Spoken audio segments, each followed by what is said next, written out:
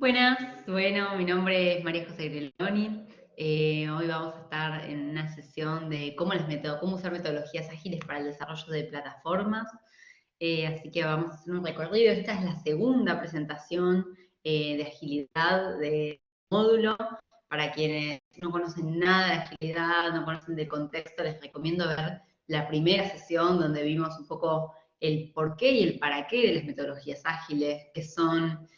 hablamos un poco de Scrum, que es uno de los marcos de trabajo, hablamos de Kanban y de los valores y principios de la agilidad, así que si no lo vieron, se los recomiendo. Y en este nos vamos a meter puntualmente en los temas más de plataforma. Bueno, voy a presentarles, un segundo.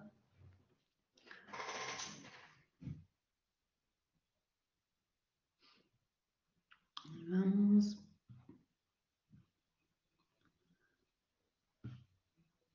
Bueno. Entonces, ahí seguramente van a ir viendo mi pantalla. Entonces, esta sesión se llama ¿Cómo implementar metodologías ágiles en un proyecto de plataforma? Así que, como les decía recién, quienes no sepan qué son las metodologías ágiles, les invito a que vayan a la anterior. De todas maneras, voy a hacer una mini intro para quienes no estuvieron. Entonces, bueno, cuando trabajamos con metodologías ágiles en el desarrollo de productos digitales o servicios, tenemos un enfoque iterativo e incremental. Esta es una de las cosas más valiosas del por qué o el para qué usamos metodologías ágiles. Los equipos generalmente, bueno, son equipos autoorganizados, como contábamos en la sesión anterior, equipos básicamente que definen cómo se van a estar organizando. Estos equipos trabajan en pequeños módulos o entregas parciales, si se quiere, entregas pequeñas de lo que están construyendo. Y también van trabajando muy en base a lo que los usuarios y los destinatarios necesitan. Y ahora nos vamos a meter ahí para hablar un poquito más qué es esto de centrarnos en los usuarios. Bueno, en contraste con las metodologías de cascada, que también definimos en la primera sesión, las etapas como las pruebas y el mantenimiento aparecen en simultáneo en el desarrollo de productos o servicios. O sea, cuando estamos trabajando con metodologías ágiles para desarrollar plataformas, por ejemplo, cada ciclo contiene las distintas etapas. Entonces, les voy a mostrar acá un poquito más. ¿De qué hablamos de esto de los ciclos, ¿no? Que también a veces se los conoce como sprint? Nosotros hablamos de ciclos y hablamos mucho de iteración. Cuando hablamos de iteración, son básicamente estos ciclos de vida, esos ciclos de trabajo del equipo, en donde el equipo trabaja. Por un lado, hace una planificación, hace un análisis, diseña, desarrolla, prueba, documenta, lanza, todo eso en un sprint o en un ciclo, ¿no? Ya sea una semana, 2 semanas, un mes, depende de la duración del sprint que ustedes definan, pero todo eso sucede en un tiempo acotado. Entonces, la idea, el objetivo de cada iteración no es llegar al final de eso, el ideal, sino ir haciendo delivery de valor de forma incremental, sobre todo pensando en el destinatario final. Y les doy un ejemplo bien concreto, lo simplifico para que lo puedan imaginar. Imaginen que ustedes tienen que hacer una torta de cumpleaños, ¿no? De esas de 3 pisos, 4 pisos, ¿no? Entonces, dicen, bueno, una forma de hacerlo sería, bueno, primero hago todas las masas, las pongo, las apilo, le pongo el cobertor, le pongo las decoraciones y la entrego. Eso es entrego completo, ¿no? Y eso es como generalmente se hacían antes los proyectos, incluso los proyectos de desarrollo. Había mucho de análisis, de escribir todos los requerimientos, hacer una planificación de cómo eso se debería hacer, ¿no? Entonces, en mi caso de la torta, analizo cuáles son los mejores ingredientes, cuál es la mejor forma de cortar la torta en redondo, porque bueno, ¿no? Todo eso sucedía durante un año, que era el proyecto, hasta que lanzaba esa versión ideal. Lo que proponen las metodologías ágiles es hacer eso mismo, pero en ciclos más cortos. ¿Por qué? Porque el riesgo que se corre y que generalmente sigue sucediendo con los desarrollos de software y de plataforma es que generalmente trabajamos un montón y después el usuario final no le gusta eso que construimos. Entonces encontramos mucho desperdicio. Entonces imagínense en el caso de la torta, que yo construyo, me paso tiempo, analizo, tengo todo escrito, lo hago y demás, y llego y el día que lo entrego me dicen, ah, no, pero es que a mí me gustaba la torta, yo pensé que iba a ser de chocolate y no de vainilla. Y la forma, no quería que fuera redonda, quería que fuera cuadrada. Y uno dice, uy, no, cómo no hice estas preguntas antes? Entonces, lo que de alguna manera les estamos proponiendo con las metodologías ágiles es que tengan un approach, sí, un acercamiento más iterativo. Entonces, primero hacen un cupcake o una magdalena, un muffin, como le digan, ¿no? Entonces, primero testean eso. ¿Qué te gusta más, de chocolate o de vainilla? Vas al usuario y le preguntas, y el usuario te dice, no, yo prefiero de chocolate, buenísimo. Entonces, empiezo a construir lo que sigue. Después llevo una muestra chiquita. ¿Qué te gusta más, redonda o cuadrada? No, yo quiero cuadrada. Ah, bueno, ya sé que es de chocolate y que es cuadrada. Y así cada paso, ¿no? Entonces, les traigo este ejemplo muy sencillo para que puedan imaginar eso mismo en sus proyectos. Yo sé que es un desafío grande pensar en esos proyectos, sobre todo de plataformas que son desarrollos inmensos, que los puedan acortar, pero lo que estamos haciendo es validando con nuestro usuario que lo que estamos construyendo le aporta valor. Y a lo que más nos importa a nosotros en las metodologías es aportar valor, no solamente entregar output. Nosotros hablamos de output como esos entregables que no le agregan nada al usuario, sino asegurarnos de que estamos haciendo cosas que no tienen desperdicio, que son, que entregan. Bueno, avanzo un poquito y voy a meter, cuando estamos desarrollando un producto digital, hay una metodología que nos sirve muchísimo, que es muy conocida, que se llama Design Thinking, que es básicamente diseño, eh, pensamiento de diseño, ¿no? Yo, ¿por qué les traigo esta metodología? Vamos a hablar un cortito de esto. Es porque el Design Thinking, de alguna manera, lo que hace es trabajar en ciclos y poner al usuario en el centro. Entonces, para quienes no conocen nada de Design Thinking, esta metodología tiene como 5 momentos.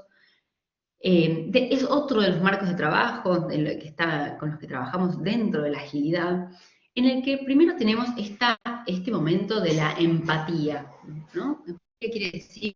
Escuchar, entender, conectar con ese usuario para el cual estoy trabajando. Y acá yo les invito a que ustedes, cuando están definiendo una plataforma, un servicio, o por ejemplo dentro de una plataforma quieren hacer un nuevo feature, o quieren desarrollar algo nuevo, puedan trabajar esta parte en profundidad.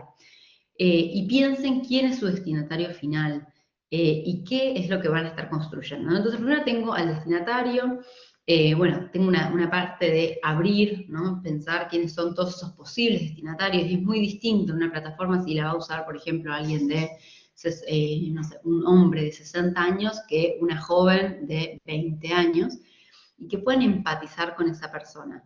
Una vez que ustedes conocen a esa persona, viene la parte de empezar a definir, bueno, ¿qué es eso que quiero lograr? Y ahí hacemos una pregunta de cómo puedo lograr, no sé, por ejemplo, que esta joven de 20 años haga tal o cual cosa, o satisfaga una necesidad que tiene a través de mi plataforma. Entonces, una vez que tengo esa pregunta, entramos en la parte de la ideación, de, bueno, ¿cómo va a funcionar esta plataforma? Porque caminos hay miles, ¿no? Entonces, bueno, ¿cómo vamos a hacer? En este momento hay una metodología que me gusta mucho y me parece que es clave para quienes están desarrollando software o plataformas, que es el momento del Product Discovery, que se conecta bastante con esta etapa inicial, ¿no? Cuando estamos descubriendo un producto que queremos construir, que nos preguntamos, bueno, un poco cuál es el alcance de eso que estamos construyendo, ¿no? Es decir, definimos, bueno, ya tenemos definido para quién lo estamos construyendo. De hecho, voy a avanzar un poquito y ahora volvemos acá, pero quiero contarles, me parece importante hacer doble clic en esto del usuario. Y después vuelvo a Product Discovery, porque si no me adelanto. Entonces, yendo a esto de centrarnos en el usuario, es una de las cosas más importantes cuando estamos trabajando en temas de plataforma. Muchas veces las plataformas se piensan desde los escritorios, sin hacer entrevistas.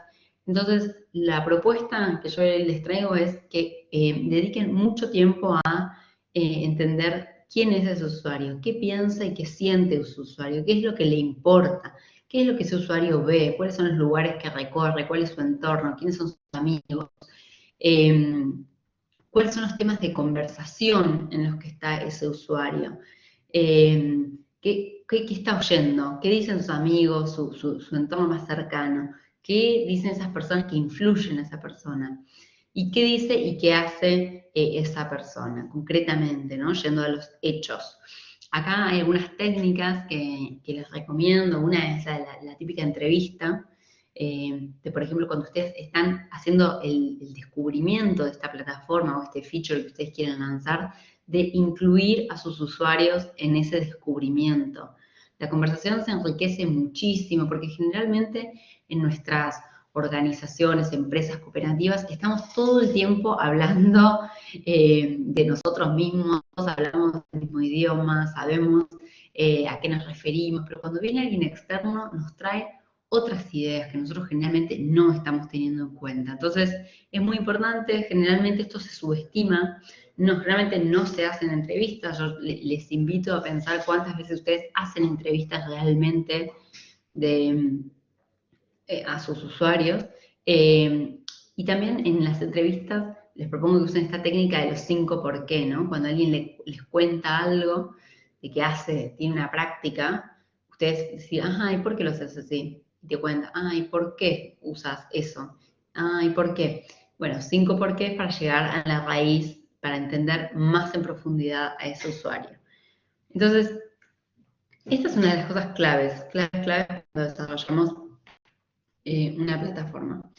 Y ahora, volviendo a este ciclo, ya entonces ya empatizamos, ya entendemos quién es ese usuario para el cual vamos a estar trabajando. Y en la ideación, en este momento donde estoy construyendo el producto, pues yo les recomiendo mucho las técnicas de Product Discovery, de descubrimiento de producto, en donde de alguna manera definimos cuál es el alcance, quién es el equipo interno que va a estar trabajando, cuáles son esas cosas que creemos que agregan más valor, cuáles, por ejemplo, son los miedos o riesgos que vemos de esto que estamos por hacer. Después viene la parte esta del prototipado. Una vez que ya tenemos las ideas, ¡pum!, las ponemos en marcha. El prototipado de lo que se trata es de hacer accesible eso que estoy pensando haciendo, hacerlo tangible. A mí me gusta mucho un ejemplo. Piensen en este momento en una mesa. Una mesa, piensen qué características tiene, de qué material es, piensen cuántas personas se sientan en la mesa, la altura de la mesa. Bueno, ustedes seguramente pensaron en una mesa con ciertas características, y yo pensé en otra. En mi mesa es una mesa ratona, chiquitita, para solamente entre 2 y 3 personas, de chapa, de color turquesa. Seguramente la mesa que pensaron es distinta, y la que pensó cada una de las personas que están mirando este video es distinta. Y acá de lo que se trata es algo tan obvio como una mesa. Cada uno de nosotros pensó cosas completamente distintas. Imagínense si pudiéramos trabajar con prototipos, ¿no? Entonces cada uno trae un primer dibujo de cómo es esa mesa y nos ponemos de acuerdo. Ah, mira, tu mesa es redonda y es para 6 personas, y la tuya es rectangular y es para 12 personas, y es de madera, y la mía era de vidrio, ¿no? Y la de la otra persona era de metal. Entonces, bueno, lo que generalmente sucede cuando empezamos a pensar en las plataformas es que cada uno está pensando en cosas muy, muy, muy diversas. Si bien parece que estamos hablando de lo mismo, imagínense si algo como una mesa, todos podemos pensar cosas tan diversas, ¿qué pasa con las plataformas, ¿no? Entonces, por eso es la importancia del prototipado, no solamente hacia adentro del equipo, sino hacia afuera, porque el usuario puede decirme cómo se imagina algo, pero no es lo mismo cuando entra en contacto con eso, lo usa, lo toca, lo experimenta, ¿no? Y ahí, bueno, ahí entramos en esta fase más de testeo. Entonces, bueno, esto se los traigo porque es una metodología que sirve mucho para el desarrollo y sobre todo esa etapa inicial del descubrimiento de eso que estoy por construir. Ya hablamos del usuario y les dejo algunas premisas para el proceso creativo, para que ustedes están en esta etapa de desarrollar un producto, una plataforma. Algo muy, muy importante, lo que hablamos mucho en la agilidad, es esto de la colaboración radical. En el capítulo 1, si se quiere, en el otro módulo donde trabajamos sobre qué es la agilidad, hablamos sobre el corazón de la agilidad, donde una de las acciones claves es la colaboración, ¿no? Y acá de lo que se trata es de tener miradas distintas, de la interdisciplinaridad en los equipos. La diversidad generalmente nos permite traer, pensar formas distintas, innovadoras, disruptivas de hacer las cosas. Entonces, por eso es tan importante que piensen con su equipo, que es diverso, pero también con sus usuarios, sus destinatarios, sus stakeholders. Bien, avanzamos un poquito más. Estar conscientes del proceso. Lo que vimos recién, por ejemplo, es el Design Thinking tiene un proceso muy puntual, ¿no? Es un proceso de diseño y es entender qué se está logrando en cada fase. Y esto es importante sobre todo cuando tenemos momentos de divergencia y convergencia. Cuando estamos creando algo nuevo es muy importante esto de podemos abrir, pero siempre tenemos que converger. Porque lo que nos importa es, acuérdense, en cada iteración, en cada sprint, hacer un delivery de algo nuevo. Estamos entregando valor en cada ronda. Avanzamos un poquito más. Algo importante que lo charlamos recién es esto de no lo digan, sino muéstrenlo, háganlo accesible. Comuniquen su visión significativa e impactante, creando experiencias, usando cosas visuales, ilustrativas, contando unas historias. El storytelling también es otro poder muy potente para cuando estamos creando una plataforma, ¿no? ¿Cómo cuento eso? Tengo un dibujo, pero después, ¿cómo te lo cuento? Y bueno, y esto de desarrollar una cultura de prototipos, sobre todo cuando estamos trabajando con temas digitales, ¿no? Por ahí vieron, hoy hay muchas apps, por ejemplo, InVision, cosas así que nos ayudan a visualizar eso que se está haciendo, que tal vez no funciona, pero uno puede visualizar eso que estamos pensando, esas ideas, ¿no? Entonces, las hago accesibles y valido con mi usuario eso que estoy construyendo. Bueno, esas son algunas cosas para tener, como algunos criterios para tener en cuenta cuando creamos plataformas, cuando estamos en esta etapa de ideación y demás. Vamos a movernos un poquito a una metodología bien, bien concreta que la usamos mucho, que tiene mucho también de mentalidad. Hoy en el módulo 1 hablábamos esto del ser y el hacer, ¿no? Entonces, Lean Startup, bueno, este concepto viene de un libro de Eric Ries, se escribe, donde básicamente lo que él nos propone es que trabajemos con ideas, que hagamos de nuestro negocio o plataforma algo liviano. Por eso habla de Lean Startup, ¿no? Lean, la palabra Lean viene de magro, viene de algo liviano. También yo hablo a veces de simple. Y startup, él lo dice como en caso de estar construyendo una startup, pero puede ser un producto o lo que sea. Entonces dice, bueno, primero yo tengo una idea, ¿no? Entonces yo tengo que crear esa idea para construir un producto, construir esa plataforma, ¿no? Entonces puedo tener un montón de ideas, pero si no las materializo, quedan en la nada, ¿no? Entonces, bueno, una vez que tengo ese producto o ese prototipo que hablamos recién, lo primero que hago es medir. Esto es muy, muy importante. No se mejora lo que no se mide, seguramente ya lo saben. Para lo cual, en la medición recopilamos datos. Acá yo les propongo que cuando trabajamos con plataformas, pero también con productos, servicios, proyectos, midamos liviano. Hay un libro que yo les recomiendo muchísimo que se llama Lean Analytics, que depende qué tipo de negocio ustedes tienen entre manos. Por ejemplo, no es lo mismo si estoy brindando servicio, si estoy haciendo cosas de B2B que de B2C, o si es una plataforma de una SaaS, en fin, como medir lo que importa, ¿no? Me gustó con una organización que me decía, no, nosotros tenemos como 300 KPIs, nadie los mide, nadie les da seguimiento. Entonces, bueno, es muy importante esto de medir liviano. Bueno, mido, tengo los datos, aprendo, entonces ahí el equipo generalmente se junta, reflexiona sobre eso y así generamos un nuevo ciclo. Entonces, él habla de estos ciclos están muy ligados a lo que ya venimos conversando de las iteraciones, y él trae este concepto del MVP, que seguramente muchas de ustedes escucharon, el producto mínimo viable. ¿Qué es esto del producto mínimo viable? Es el producto más pequeño construible que aún pueda proveer un valor real a los usuarios o a los beneficiarios. Entonces, bueno, viene el destinatario o el usuario para el cual estoy trabajando y me dice, bueno, yo la verdad, el desafío que tengo es que necesito moverme del punto A al punto B, y para eso necesito un auto, necesito algo que me desplace. Ok, entonces, bueno, el equipo, imagínense un equipo teniendo la conversación, bueno, ¿qué construimos para que esta persona se mueva del punto A al punto B, ¿no? Con tales condiciones.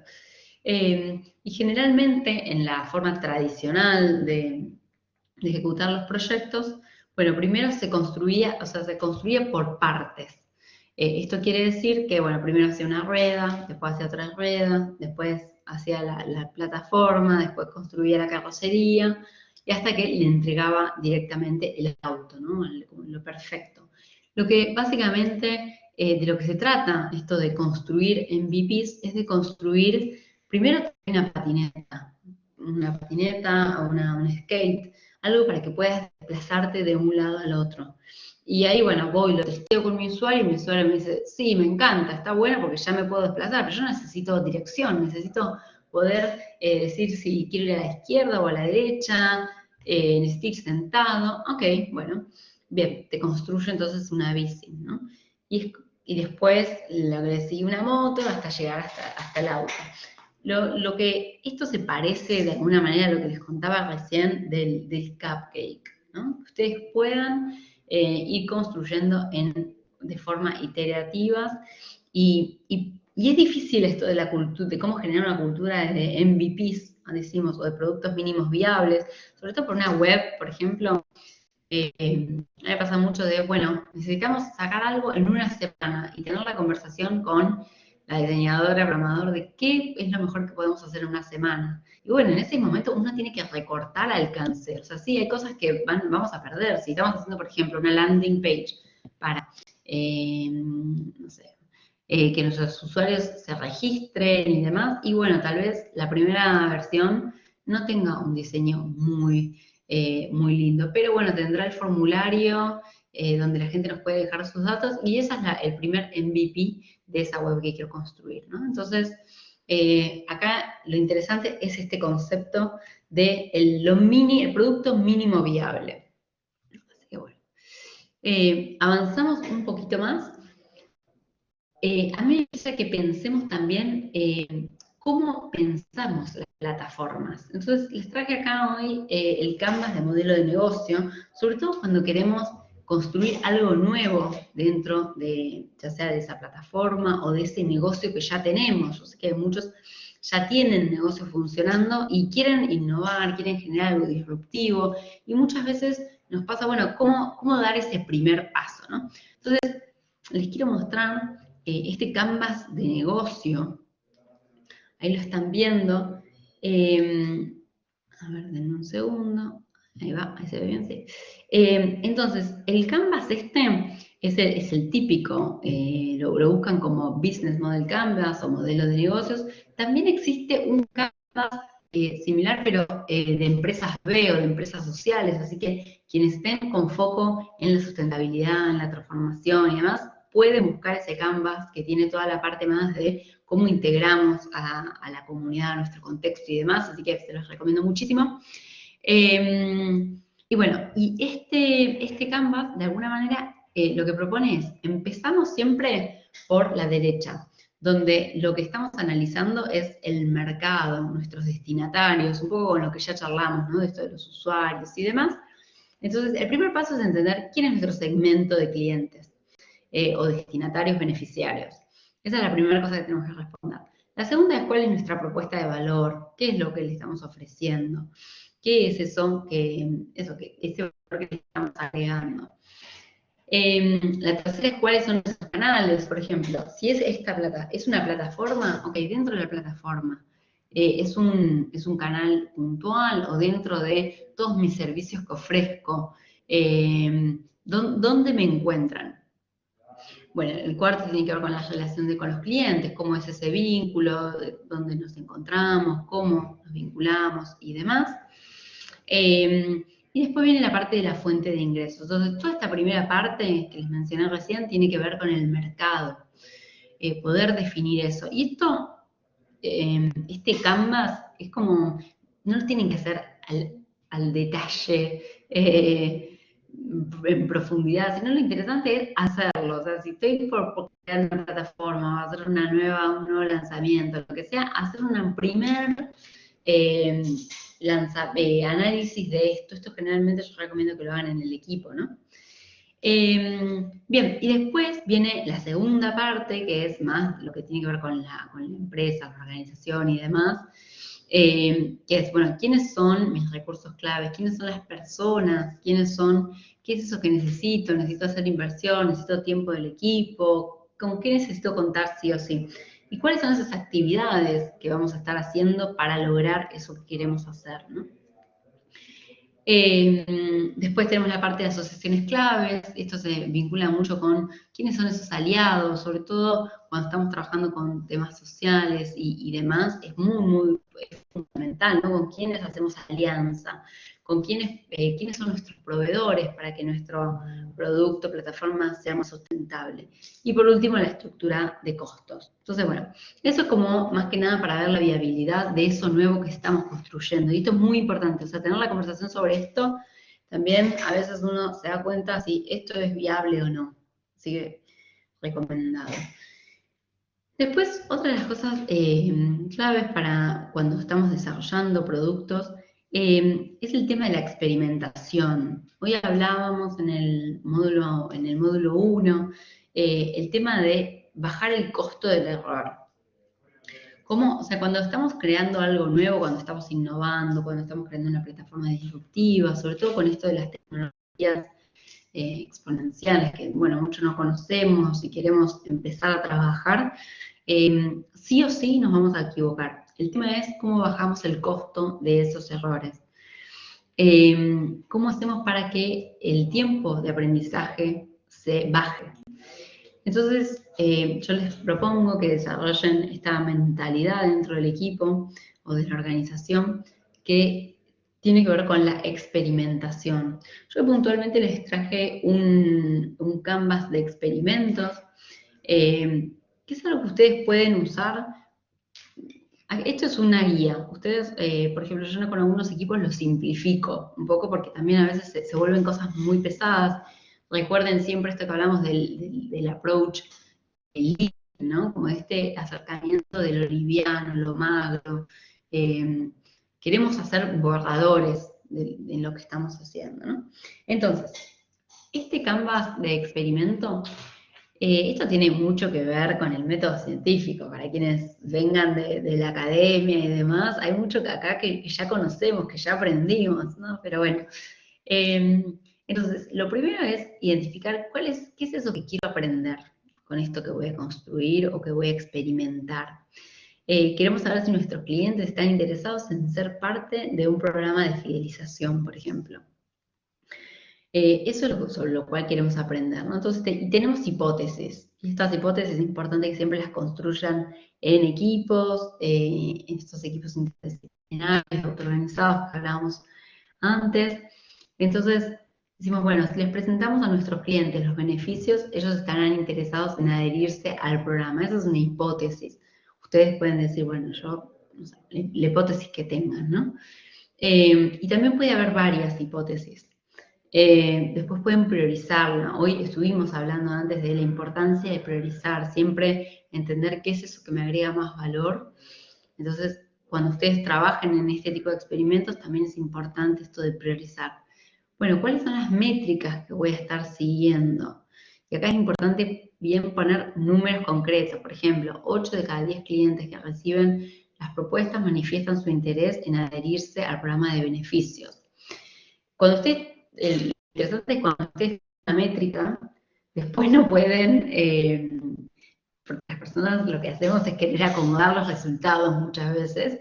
Entonces, lo que nos ayuda a tener métricas de confirmación puestas de antemano es que si un experimento no funcionó, no funcionó. Por ejemplo, hace poco habíamos armado con un equipo, era una iniciativa que teníamos que tener, creo que eran 70 suscriptores, y se suscribieron 40, que era un montón igual. Pero bueno, la métrica era 70, ¿no? Y bueno, el equipo dijo, bueno, no, esto evidentemente o no avanza o tenemos que hacer una nueva iteración para ver si, qué necesitamos cambiar para lanzarlo. Bueno, después vienen las acciones, y esto es importante, ¿no? Bueno, ¿qué vamos a hacer para llevar adelante este experimento? ¿Cuál es la población? Volviendo a esto de quién es ese usuario con el que queremos trabajar. Bueno, y definir puntualmente. ¿Cuál es ese tamaño de la muestra? ¿No? Acá, por ejemplo, le presentaremos la propuesta a 100 clientes. Este otro experimento que habíamos hecho creo que se presentaba a 5.000 personas, una cosa así. Entonces ustedes pueden decir, bueno, el ratio que queremos es tal. Y por último, esto de la simplificación. Como a veces los experimentos se vuelven muy, muy, muy grandes y es difícil poder estar haciendo experimentos constantemente para aprender, porque el equipo también hay una cosa de desgaste. Entonces, siempre acuérdense de esto de simplificar. Cuando algo se vuelve muy grande, muy complejo, que yo sé casi que no lo voy a llevar adelante, la importancia de simplificarlo. Bien. Vamos a avanzar un poquito más. Entonces, acá lo que me interesaba traer era esto de la cultura de la experimentación. Bueno, vamos a meter ahora, ya estuvimos viendo, entonces, cómo primero descubrimos aquello que vamos a construir. Estuvimos hablando un poco de quiénes son nuestros usuarios, cómo definimos un poco el alcance, ¿no? Ahí hablamos un poquito de esto del Product Discovery. Después estuvimos hablando de esto de tener esta mirada Lean, esta mirada de Lean Startup, de construir productos mínimos y lanzarlos, testearlos. En el módulo anterior trabajamos con un equipo que está desarrollando una plataforma. ¿Qué metodología le conviene usar? ¿Puede usar Scrum o puede usar Kanban? Entonces ya nos metimos ahí en el día a día de los equipos. Y ahora vamos a hablar un poquito más de cómo planificar. Porque muchas veces, bueno, sí, todo muy lindo, las planificaciones iterativas y demás, pero bueno, ¿cómo hacemos? ¿Cómo establecemos un roadmap? ¿No? Muchas veces hablamos como esa hoja de ruta por la cual nos vamos a guiar.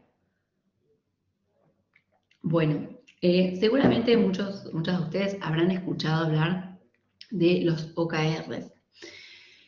Los OKRs responden a los que es OKRs, Objectives and Key Results, en inglés, viene de ahí, es una metodología que surgió en inglés, por eso es su nombre, pero básicamente es objetivos y resultados claves.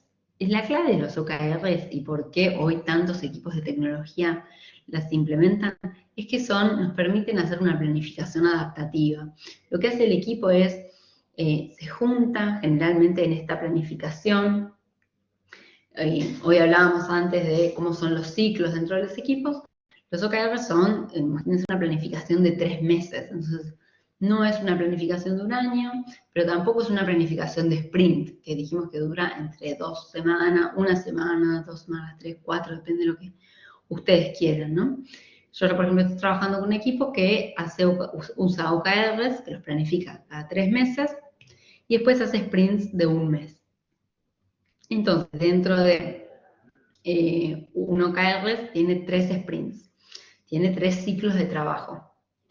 Entonces, los OKR lo que nos permiten es establecer metas claras y los OKR también funcionan como con esto de la transparencia la visibilidad y que todo el mundo sepa qué es eso que vamos a estar haciendo. Generalmente los equipos autoorganizados definen cuáles son esos OKRs que van a estar ejecutando, estableciendo para alcanzar eso que la compañía o sí, la organización tiene como objetivo mayor, ¿no?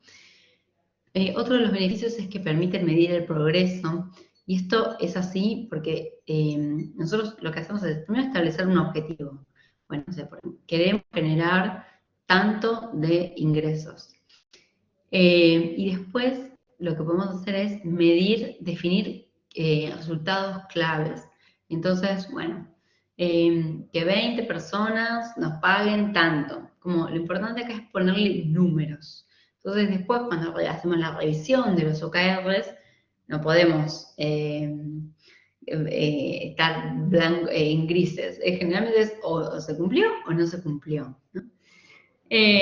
Por eso es tan importante poner métricas muy, muy concretas, que también eso es un entrenamiento para los equipos generalmente. Bueno, todos conocen las metas, es algo que uno de los beneficios de los OKRs.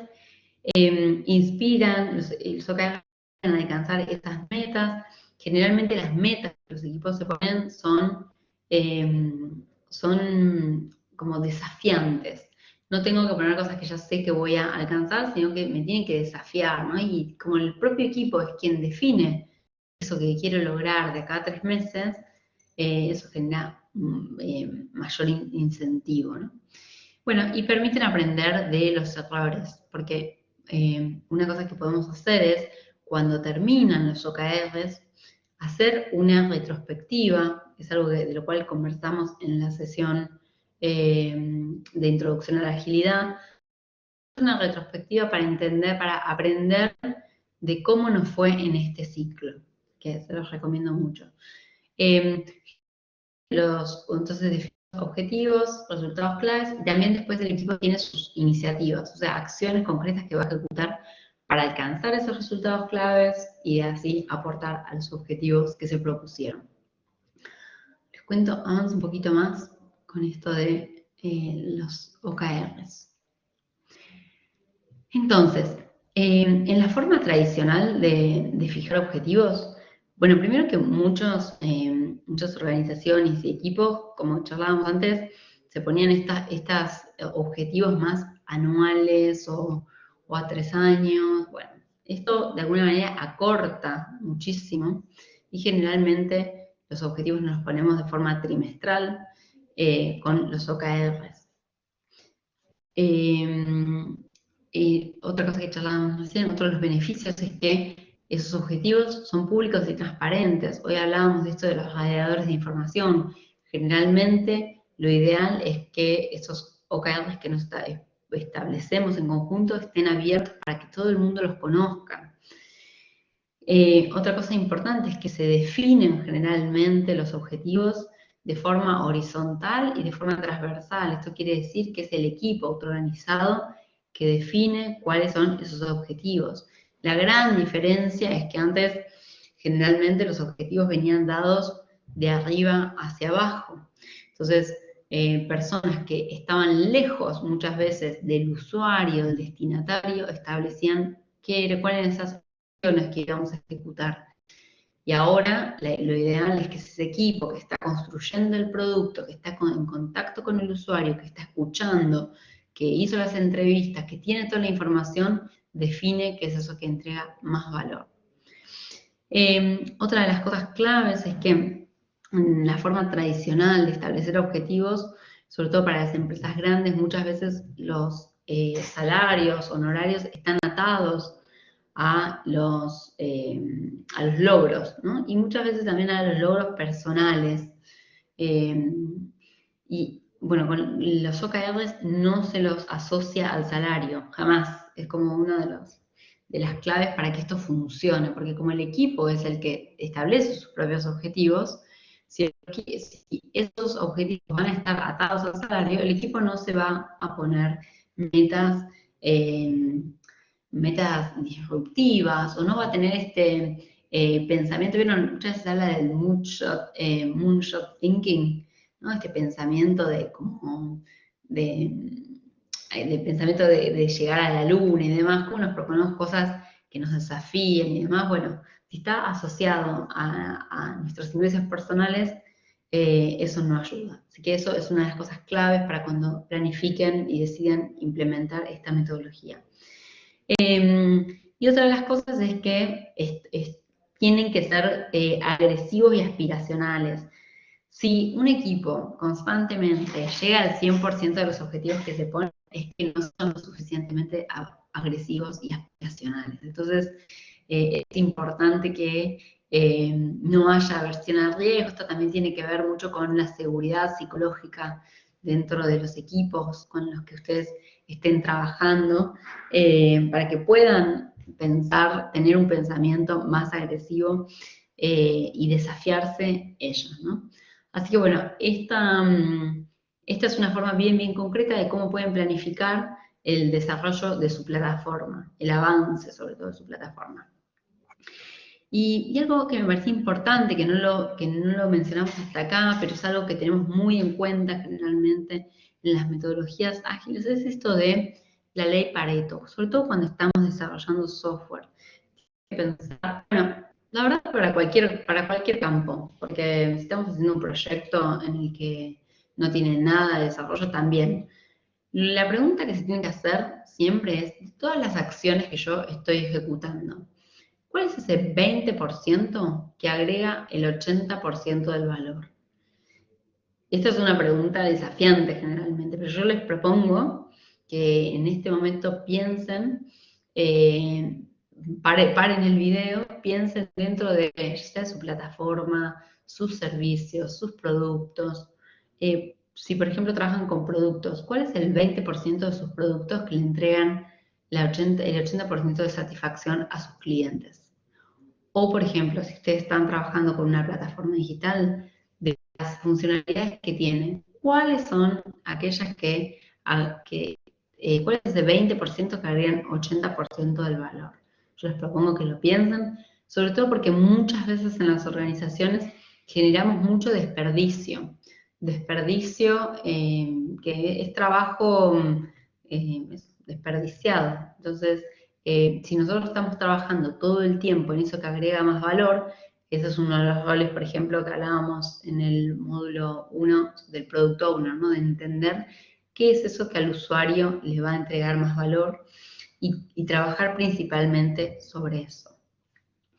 Bien, vamos un poquito más con este repaso más general de las prácticas ágiles para el desarrollo de software o de plataforma. Entonces, una de las cosas que estuvimos hablando, vamos a empezar por acá, por el desarrollo iterativo e incremental.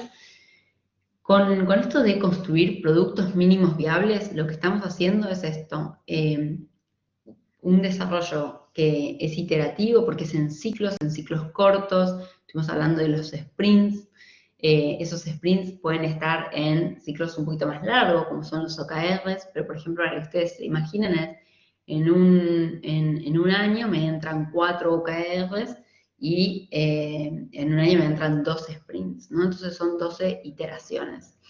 Y acuérdense en esto de el desarrollo incremental del valor. También estuvimos hablando de esto de la experiencia empírica con inspección y adaptación. Hoy hablábamos con este ejemplo del cupcake o el muffin, ¿no? De la experiencia empírica, construyo mi usuario, lo hago accesible para mi usuario lo prueba, me da feedback y en base a eso sigo construyendo. Entonces, mis planes no son lineales, no son del punto A al punto B, sino que seguramente mis planes van a ir mutando en base a lo que voy descubriendo de mi usuario. Otra de las claves es esto de la autoorganización, los equipos que están construyendo valor y que están trabajando con temas de tecnología y también que están de todo tipo, agregan más valor cuando son equipos autoorganizados, donde la colaboración es una de las acciones claves que suceden en esos espacios. Hoy ya hablamos un poco de la colaboración, pero bueno, para que lo tengan ahí. Experimentación, esta mentalidad de poder experimentar, de no casarnos con nuestra idea. Lo interesante es enamorarnos del problema y no de nuestras ideas. Y para poder encontrar las mejores soluciones tenemos que experimentar distintas veces. Hay cosas que no van a salir tan bien, pero bueno, eso va a hacer que lleguemos a un mejor puerto. Y ustedes me pueden decir, bueno, pero es que el proceso es más lento. Sí, el proceso en algunos casos es más lento, pero es también más seguro. Más seguro en el sentido que están construyendo, están dando valor. Después, priorización basada en el valor. Cuando priorizan qué cosas concretas van a hacer, cuando están priorizando esto que hablábamos hoy del backlog, ¿no? Que es todos los pendientes que tenemos, es, bueno, ¿con qué criterio priorizo? Y priorizo en base a aquello que me va a dar resultados más rápidos y que me lleva menor esfuerzo. Ahí pueden usar una matriz de impacto que generalmente ponemos esfuerzo y valor, ¿no? Entonces, de todas las acciones que ustedes quieren hacer, pueden usar esa matriz para priorizar. Al principio cuesta un poco la parte de la priorización, pero después se hace un hábito habitual, valga la redundancia, y los equipos se acostumbran a tener conversaciones sobre esto. Bueno, ¿construyo A o construyo B? No tengo tiempo en el sprint para construir las dos cosas. Hay que priorizar. Entonces, bueno, la toma de esa decisión, ¿no? Después, timeboxing es algo que no hablamos, pero es algo clave, es algo, por ejemplo, en las reuniones que tenemos, asegurarnos hoy hablamos de esto de la divergencia y la convergencia. Bueno, si una reunión dura 1 hora, asegurarme que tengo 20 minutos para diverger y 20 para converger y algún tiempo más, pero empezar a usar esto de los cronómetros o de los timers para tener conciencia. También para tener conciencia con esto que estuvimos viendo de los sprints y los OKRs, también estamos trabajando de alguna manera con límites de tiempo. Y eso también es algo que cuesta generalmente porque achicamos los tiempos, pero ayuda también al flujo de trabajo, que es algo muy importante. Queremos que el flujo sea sostenible. Reflexión y mejora. Hoy hablamos en el corazón de la agilidad de esto de parar la pelota y poder pensar para mejorar. No construir y hacer delivery constante sin tener conciencia de qué es eso que estamos construyendo.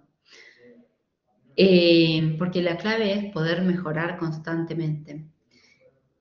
Bueno, hasta acá entonces pudimos ver muchas prácticas que de alguna manera se conectan con esto que conversábamos en el módulo 1, que tienen mucho que ver con el hacer, ¿no? En cómo trabajamos, qué es lo que hacemos en nuestros equipos, en nuestras organizaciones.